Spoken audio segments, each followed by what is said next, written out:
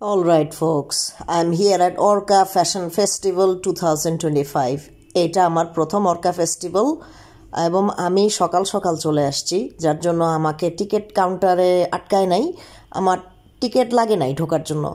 তো আমি এই টাইমটাতে সকালবেলা দেখতেছি এসে যে স্টলগুলো সেট আপ করতেছে। খুব সুন্দর একটা ভাইব, খুব ইউনিক একটা ভাইব পাওয়া যায় অর্কাতে আসলে। তো এটা আমাকে অনেকেই বলছে আর আমিও ফেসবুকে দেখছি। তো আমার কাছে মনে হয়েছে এবারে মিস করা উচিত না। অনেকে অনেক কিছু নিয়ে বসছে, অনেক অ্যাভান্ট গার্ড লোকজন, অনেক স্টাইলিশ লোকজন দেখা যায় অর্কাতে আসলে, আমি শুনছি। তাই আমিও আজকে স্টাইল করে চলে আসছি।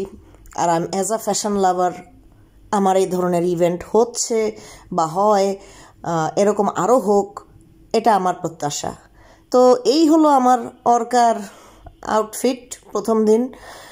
আর এই রুমটা ওদের ডিজাইন ল্যাব। তো moving on to this part, design ল্যাবের ভিতরে কি হচ্ছে দেখাই।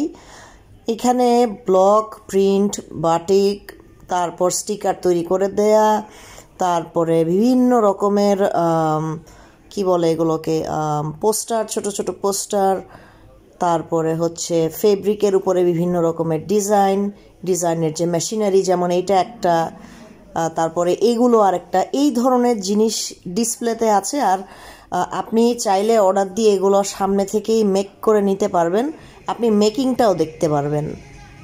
And here we are at the ramp. তো ডায়াসের কাছে চলে আসছি। এই যে আমার পাশে সাউন্ড সিস্টেম, এইখানে হচ্ছে রিহার্সাল হচ্ছে, এখনও ফ্যাশন শো শুরু হয় নাই। তো যারা ফ্যাশন শো দেখেন নাই, অর্কাকে ধন্যবাদ জানাই যে সাধারণ মানুষকে ফ্যাশন শো কীভাবে হয়, রিহার্সাল কিভাবে হয়, মেইন ফ্যাশন শোটা কিভাবে হয়, সেটা দেখার একটা আপ ক্লোজ অ্যান্ড পার্সোনাল সুযোগ করে দিয়েছে।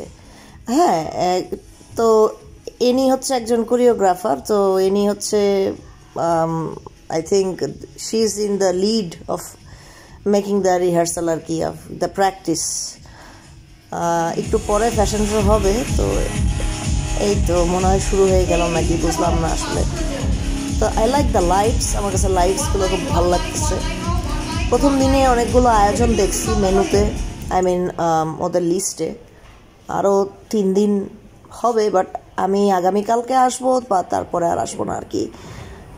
এই তো আমাদের ফ্যাশন শো শুরু হয়ে গেছে। আমি বাই দ্য ওয়ে ফ্যাশন স্টেজের পিছনে গিয়ে মডেলদের ওদের যে কিউ লাইন আপটা একটু দেখতে চাচ্ছিলাম, কিন্তু আমাকে ওদিকে আসলে যেতে দেয়নি। তো মডেলদের র্যাম্প ওয়াক ভালোই লাগে দেখতে, অনেক জোস গানের সাথে হচ্ছে ওরা ওয়াক করে। তো অনেকে জিজ্ঞেস করতে পারে যে what is the point of modelling. সেটা নিয়ে আমি আরেকদিন আরেকটা ভিডিও বানাবো, যে ফ্যাশন মডেলিং কেন দরকার আছে বা কী জন্য দরকার নাই বা কতটুকু দরকার, আর ফ্যাশন মডেলরা কেন উল্টাপাল্টা পোশাক পরে ডায়াসে হাঁটে, সেগুলারও আসলে ব্যাখ্যা মানুষের জানা নাই। বাংলাদেশের মানুষ তো আসলে ফ্যাশন সচেতন না। তো যাই হোক, এখন আমরা আসছি হলো আউটডোরে যে স্টলগুলো বসতেছে, আস্তে আস্তে সাজতেছে, এইগুলা দেখার জন্য আসছি। তো আমি এখানে অনেকগুলো ব্র্যান্ড দেখতে পাচ্ছি, দেশি বিদেশি ব্র্যান্ড, বাট মোস্টলি এখানে দেশি ব্র্যান্ড। এবং অনেক নতুন নতুন এন্টারপ্রেনিয়র আছে যারা তাদের ব্র্যান্ড নিয়ে স্টল দিছে। তো এটা ভালো জিনিস, এরা বিজনেসের দিকে ঝুঁকছে এবং তারা ক্লোদিং সেক্টরের দিকে ঝুঁকছে, তারা ফ্যাশন সেক্টরের দিকে ঝুঁকছে, এটা ভালো জিনিস।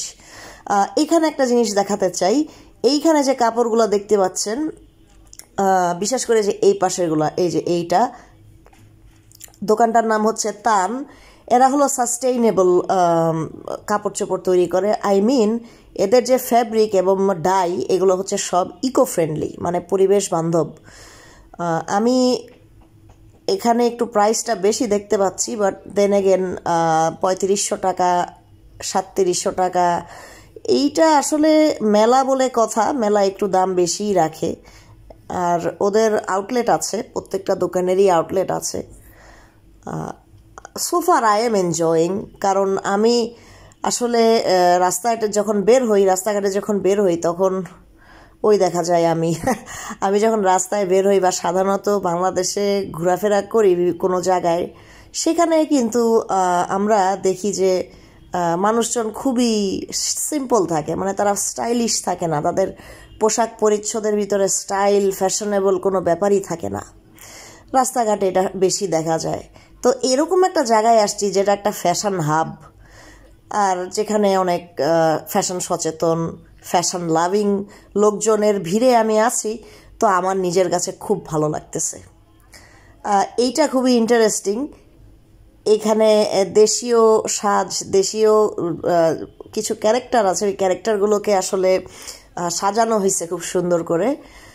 আর এইটাও একজনের একটা ব্র্যান্ড। তো এখানে কতগুলা গাউন দেখতে পাচ্ছি। অনেস্টলি আমার কাছে যেইটা দেখলাম এইটার ফ্যাব্রিকটা ভালো মনে হলো না। আর এইটা যেটা, সেটা হচ্ছে ওই তাঁত বোনে না, তাঁতের কাপড় যে বোনে, এইটার মেশিনটা, মানে আমাদের একটা ট্র্যাডিশনাল যে উইভিং মেশিন আছে সেইটা। আর এখানে দেখতে পাচ্ছি যে অর্কার যে অর্গানাইজিং টিমের সদস্যদের দেখতে পাচ্ছি। লোকজন ব্যস্ত। এখানে কিছু জুয়েলারি শপ আছে, শপ মানে স্টল আছে।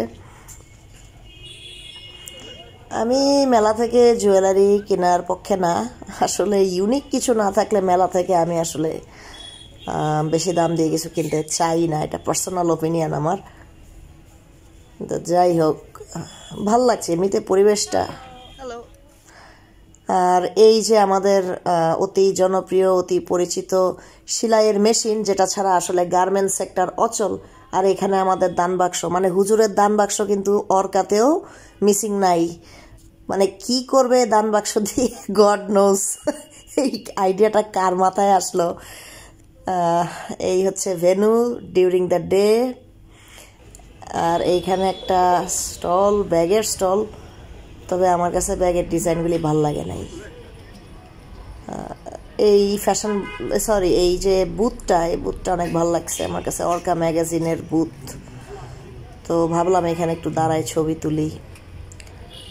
এটা অনেক ইউথ বেসড একটা প্রোগ্রাম, এবং এখানে অনেক ইয়াং জেনারেশনকে দেখা যাচ্ছে, যাদের মানে ডিফারেন্ট আর কি, ব্যাপারটা পুরোটাই ডিফারেন্ট। আর এটা হলো নাইট ভিউ। এটা সেকেন্ড ডেতে আমি আসছি, হচ্ছে রাতের বেলা। তো এটা আমার সেকেন্ড ডে লুক। আর অনেক ভিড় সেকেন্ড ডেতে। এই যে আমাকে টিকিট কাটতে হচ্ছে, টিকিটের দাম 450। আমার কাছে মনে হলো যে 450 একটু বেশি হয়ে যায়, এটা হওয়া উচিত ছিল 250। তো I inside the venue now. And এখানে একটা খুব সুন্দর ফটো বুথ দিয়েছে, একটা মেয়ে ছবি তুলছে, আনন্দ করছে। তো ভালোই লাগে। এমনিতে এই ধরনের প্রোগ্রাম আরও হওয়া উচিত, যেখানে হচ্ছে আপনার প্রগতিশীল লোকজনের দেখা মেলে, স্টাইলিশ লোকজনের দেখা মেলে। এই ধরনের প্রোগ্রাম আরও হওয়া উচিত। তো এইখানে here we are at the design lab again. এখানে এসে দেখতে পাচ্ছি যে কাজ হচ্ছে, একজন ফ্যাব্রিকের উপরে ছবি আঁকছে, ফ্যাব্রিক পেইন্ট দিচ্ছে। আর এগুলা ওনার করা, এগুলাও বিক্রি হবে। তো এগুলা আসলে সারা দেশ জুড়েই হওয়া উচিত। গার্মেন্টস সেক্টর যে ফ্যাশন ইন্ডাস্ট্রির সাথে মিলে এই যে অর্কার আয়োজন করে লাস্ট 3-4 বছর ধরে, এটা কিন্তু খুব সুন্দর একটা উদ্যোগ। ওদের টার্গেট হচ্ছে শুধু যে বাংলাদেশ রেডিমেড গার্মেন্টস এক্সপোর্টার হিসাবেই বিশ্বে 1 নাম্বার হিসাবে পরিচিত হবে, বিষয়টা তা না। এদের টার্গেট হচ্ছে বাংলাদেশকে ফ্যাশন সচেতনও করে তোলা। তো আমি জানি না অর্কা কতটুকু সাকসেসফুল হবে, বা আমাদের দেশের মানুষের যেরকম মনোভাব, কুটিল মনোভাব, তো জানি আসলে কতটুকু সাকসেসফুল। আর এটা হচ্ছে সুন্দরার গিফট ভাউচার। আমি 1500 টাকার গিফট ভাউচার জিতেছি বাই স্পিনিং দ্য হুইল। আর এই যে এখন আরেকজনকে দেখতে পাচ্ছি আমরা, 3টা পারফিউমের কোন স্মেল সেটা সঠিকভাবে মিলালে আরেকটা ভাউচার পাবে। এখানে আমি ফটো ফান করে একটা চটের ব্যাগ কিনে নিয়েছি, উইন করে নিয়েছি, সরি। এই যে এটা 360টা ঘোরায়। তো আমরা আবার বাইরে আসলাম, মিউজিক বাজতেছে, খুব নাইস একটা ফিল, খুবই ভালো লাগে। এই যে আবার তাঁতের মেশিন কাছে চলে আসছি, মেশিনটা এই ভাইয়া দেখাচ্ছে কিভাবে অ্যাকচুয়ালি মেশিনের ফ্যাব্রিকের উপর কাজ করে। এটা আমার কাছে, এই জিনিসটা আমার কাছে খুব ভালো লাগছে। এই জিনিসটা আসলে আমাদের ঐতিহ্য, হেরিটেজ। তো মেশিনটা আসলে মানে দেখার মতো। এটা মানে পাবলিকলি হচ্ছে এবং বেশ কিছু শাড়ি দেখতে পাচ্ছি। তো আমার যেহেতু ট্র্যাডিশনাল পছন্দ, এই যে লাল শাড়িটা আমার খুব ভালো লাগছে, দেখি এটা কিনা যায় কিনা, কিনবো না। তো আমাদের তো আসলে Paris fashion week, New York fashion week যেরকম বড় করে বাহিরে হয়, আমেরিকাতে, ফ্রান্সে হয়, এভাবে আসলে বাংলাদেশেও বাংলাদেশ ফ্যাশন উইক হওয়া উচিত। এটা শুধু অর্কা পর্যন্ত সীমাবদ্ধ থাকলে হবে না, বা অর্কা ছোটভাবে হলে হবে না। খাবারের আয়োজন দোতলায় করছে, খাবারের আয়োজনটা ভালোই ছিল, দেশি খাবার ছিল না, সবই ফাস্টফুড ছিল। তো যাই হোক, ভালোই সাজাইছে, মোটামুটি খারাপ না। তবে কনসার্টের যে প্রাইস, তারপরে ফ্যাশন শো দেখার প্রাইস, টিকেটের যে প্রাইসটা, এটা কিন্তু ওরা বেশি রেখে ফেলছে। এইটা আমার কাছে ভালো লাগে না পার্সোনালি, আদারওয়াইজ ভালোই ছিল।